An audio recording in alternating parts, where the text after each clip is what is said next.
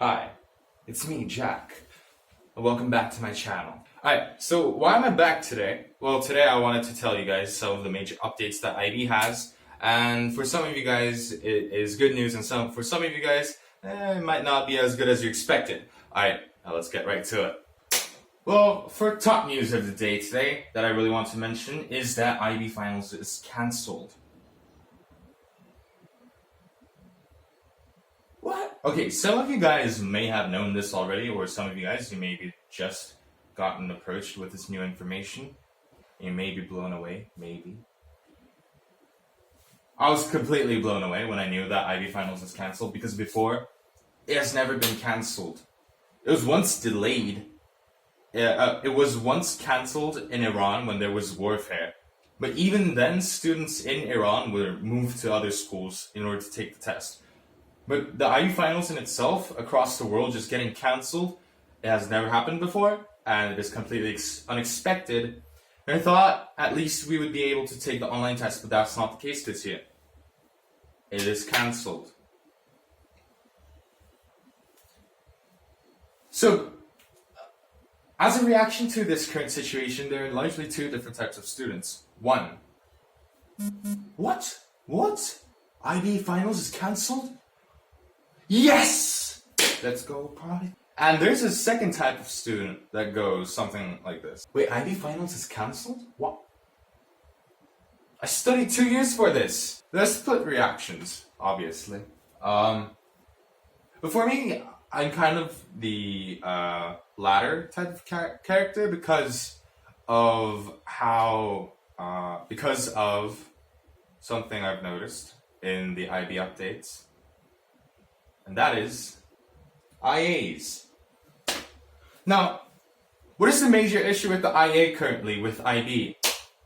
Well, first, good news. If you have not turned in any IAs or like external works yet, like TOK presentation, the deadlines are extended. Greatness. Awesome. But if you have already submitted your IA or any other of your coursework to IB, you cannot fix it. You cannot resubmit it. Now, when it comes down to IAs, why am I like so stressed about it now?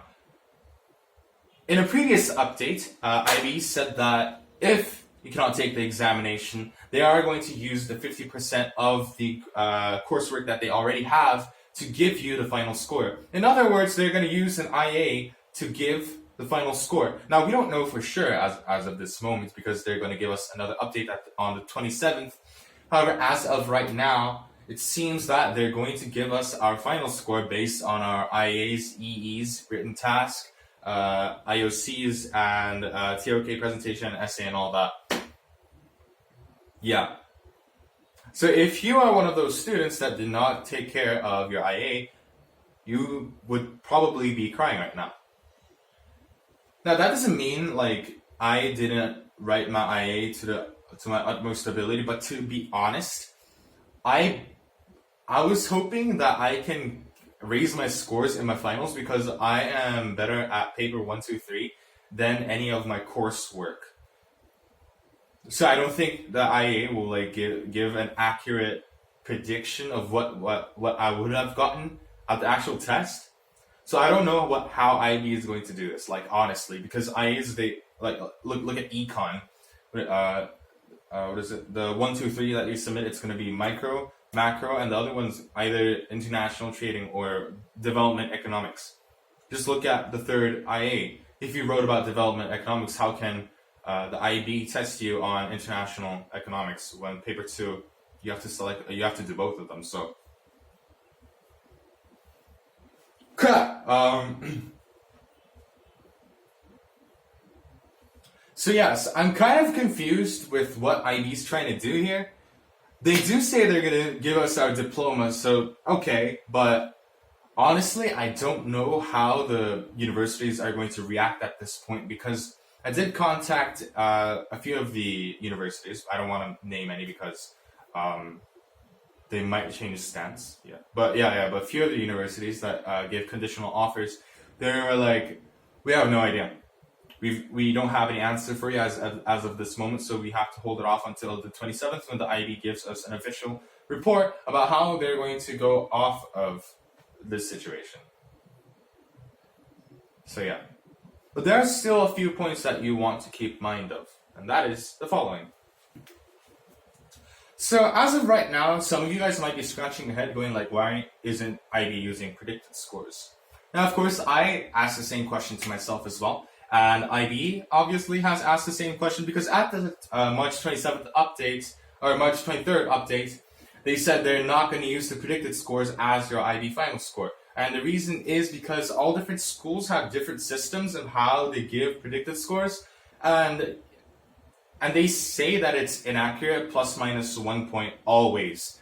So it's kind of inaccurate to give your final score as a predicted score. And if that does happen to happen, schools will report like a higher score than the student actually scored on, because they want their students to be successful. So anyhow, predicted scores, that's just not going to be considered. It's not going to be part of the IB final score at all. So don't worry about that. What you do have to worry about is this. Alright, so what do you actually have to start worrying about now? GPA, or any written grades that your school gives, or any point percentage. You get my point. Anything that shows your academic excellence from your school. Now, why is that the reason? Okay, let's look at the credentials. IB, GPA. IB, the credentials are falling in the universities because they said that unless they use another system to give a final exam grade, so as of right now, they said they're going to base it off of an IA. Okay, how accurate is that going to be? Obviously not. Okay, let's look at this. IAs do not cover the entire IB course. They use only a selected part out of the entire IB course, and that shows like a very small part of that student. So the credentials are going to fall. Now let's look at GPAs, or your written letter grade. They literally cover every single subject and aspects in IB. Look at my school, economics, math, or anything else. They just cover all the different parts that are included in the IB. So that GPA, better shows, it gives a holistic and comprehensive understanding of whether or not a student has an academic aptness in that area. So GPA is going to be a more accurate indicator of whether or not a student is academically successful in that particular subject. Therefore, GPA is going to be crucial. It's going to be very, very important from this point on. So, seniors, do not be a couch potato. Do not slack off now just because there's no finals exam. Get ready. Yeah. Get your GPA grades up, because universities are going to look forward to your GPA grades from this point on. So keep that in mind. Alright, that's it for today, guys. I hope you enjoyed the video. Now I'll come back on the 27th again to give you another update, but that, as of right now, this is all I have for you. Okay, thank you for watching this video once again. It was great to talk to you. I'm repeating myself, but bear with me. Yeah, it was great to make the video again. I'll come back to you soon. I said that twice again. Alright, I love you guys. See ya.